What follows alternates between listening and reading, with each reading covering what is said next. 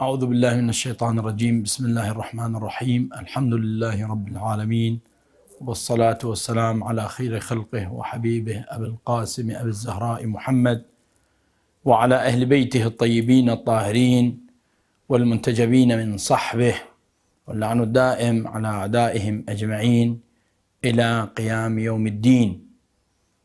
العلماء الكرام المجتمعون الأفاضل، يشرفني من جوار سيدي ومولاي أمير المؤمنين علي بن أبي طالب صلوات الله وسلامه عليه أن أسلم على حضراتكم وأن أشارك هذا الجمع المبارك الذي اجتمع وجلس ليهتم بأمور المسلمين. فبارك الله بجمعكم وبارك الله بنواياكم، ونسأل الله سبحانه وتعالى أن يتم الخير والرحمة والتوفيق لأهلنا في باكستان على أيديكم، كما نوصل محبتنا وودنا وخالص أشواقنا إلى أهلنا في باكستان.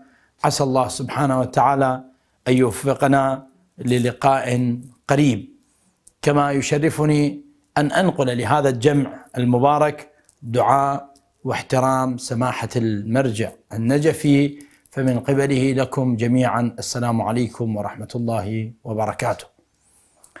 الجمع المبارك أصحاب السماحة والفضيلة، العلماء السادة الأفاضل المهتمون الحاضرون المجتمعون، الذين اجتمعتم لأجل قضية مهمة، وقضية نعتبرها مصيرية وأساسية في القادم من الأعوام والأزمنة على مستقبل شعبنا وأهلنا في باكستان الحبيبة.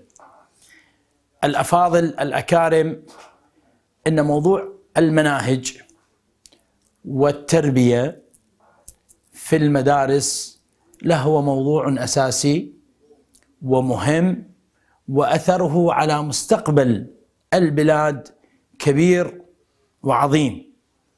ونحن نعتقد أن باكستان هذه الأيام تعيش بادرة جديدة من التعايش ومحاولة لملمة الجراح ورص الصفوف بين المسلمين، طاعة لله سبحانه وتعالى، وأمنا على دماء الناس وسلامتهم وحفظ دينهم ومستقبلهم ومعيشتهم. ونحن اليوم نقول في خضم هذه القضية أن هذه الرؤية الجديدة وهذا العمل المهم في باكستان يجب الحفاظ عليه، وأن ما يطرح من أشياء وقضايا في كتابة المناهج له أمر له أثر بالغ وكبير على بناء الأمة القادم. فبالتالي ما نتوقعه، وبالحقيقة ما يتوقعه سماحة المرجع، أن يكون هذا الموضوع أن يؤخذ بعين الجهات المختصة والعلماء الأكارم على أن يعملوا بكل جهد وقوة على أن تكون النتائج المنبثقة في اجتماعكم في كتابة المناهج والتعليم وما يخص المؤسسة التربوية بما يتناسب مع واقع باكستان وواقع التعايش السلمي والمحبة والأخوة في الله سبحانه وتعالى، وهو أساس لا يمكن المساس به. وهنا يؤكد سماحة المرجع ويضع ثقته واعتماده على العلماء الأكارم بأن يأخذوا دور النصيحة المناسبة وتصويب الموضوع بالاتجاه المناسب. وكذلك أملنا بالرجال المختصين من الدوائر المختصة والجهات المعنية التي نتمنى لها التوفيق بأن تصنع شيء جديد لباكستان يحافظ على سلامة وأمن ودين ومستقبل باكستان بفضل الله سبحانه وتعالى وجهود الخيرين الأفاضل الأكارم.